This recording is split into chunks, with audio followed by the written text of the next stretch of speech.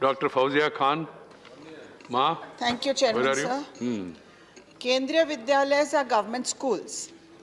In our Kendriya Vidyalayas, generally, children from lower middle class families, along with children of central government employees and state government employees, get educated.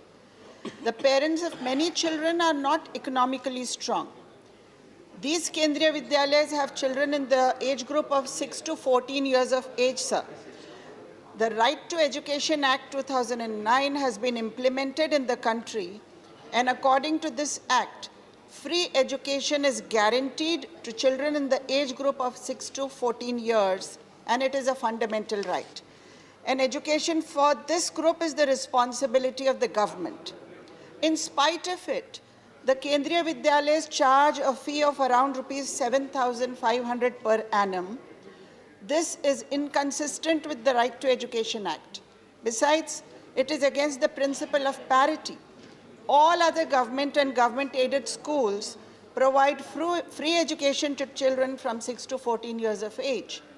Even private unaided schools reserve 25% free seats for children from the economically weaker section. Economically weak students need free education. I urge the government to take a decision in this matter as soon as possible and waive off all fees in Kendriya Vidyalayas. Kendriya Vidyalaya basically caters to the need of the central government employees. I think you are aware of that. Please keep that in mind. And a weaker section or a low income group, that is a different category. This is central government employees. You know the Shri Mahesh ने सबको हटाना फिर हो गया मालूम है आपको।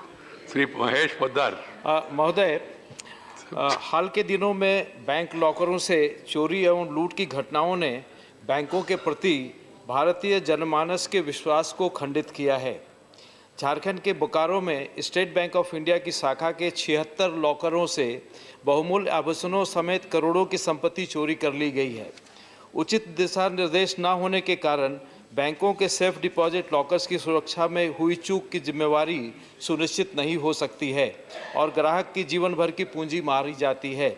यह आवश्यक है कि बैंक लॉकरों की सुरक्षा को भी अभेद्य और तकनीकी तौर पर ज़्यादा सक्षम बनाया जाए। साथ ही बैंक लॉकरों में रखी गई परिसंपत्तियों का बीमा का भी प्रावधान श्रेयस्कर प्रतीत होता है। धन्यवाद महोदय। श्री भास्कर राव नेकंटी।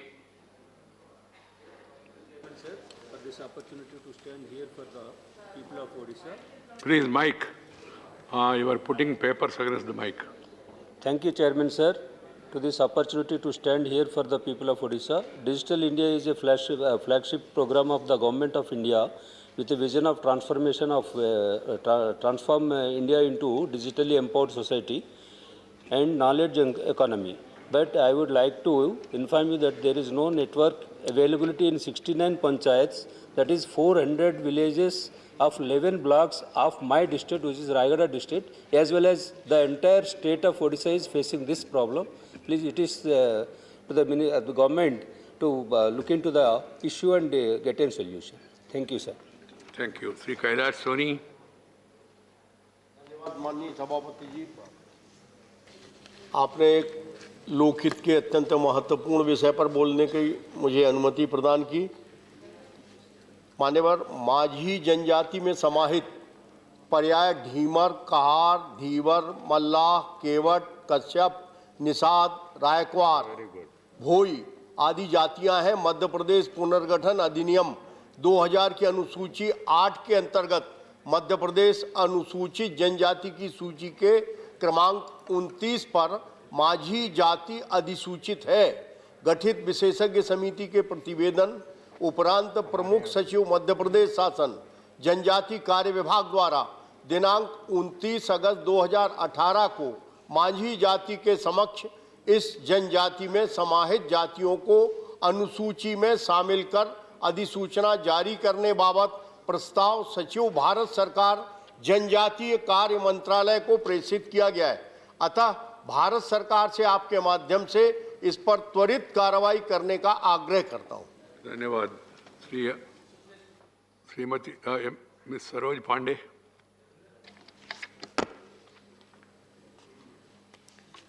अवसर देने के लिए धन्यवाद सभापति जी।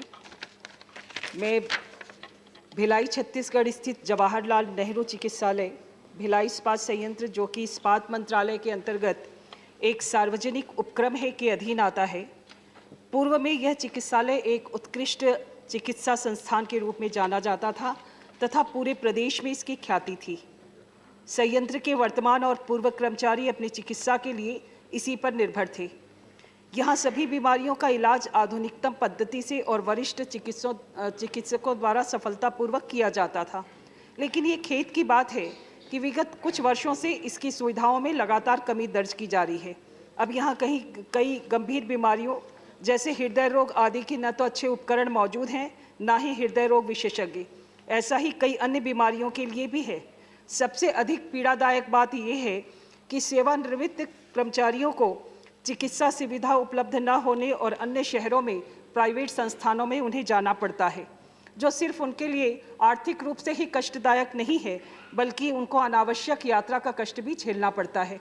मैं भारत सरकार से इस मामले में उचित दिशा निर्देश देने की मांग करती हूँ। धन्यवाद। धन्यवाद सरोज जी। श्री अनिल देसाई। मेरा विषय है मोबाइल टीकाकरण वाहन। देश में कोरोना महामारी के दूसरे दौर की आशंका के दौरान भारत सरकार बड़े पैमाने पर पूरे देश में टीकाकरण कर रही है। देश के 60 वर्ष से अधिक उम्र के वरिष्ठ नागरिकों को तथा कुछ गंभीर बीमारियों से ग्रसित व्यक्तियों को मुफ्त में टीका लगाया जा रहा है। यह स्वागत योग्य है। इसमें कुछ अति वरिष्ठ तथा शारीरिक दृष्टि से विकलांग तथा बीमार नागरिकों के लिए अपने घर से निकलकर टीकाकरण केंद्रों तक पहुंचना, इंतज़ार करना आदि में काफ़ी दिक्कतें आ रही है, जिससे हमारे कई बुजुर्ग व्यक्ति कोरोना के टीका लगवाने में असमर्थ है।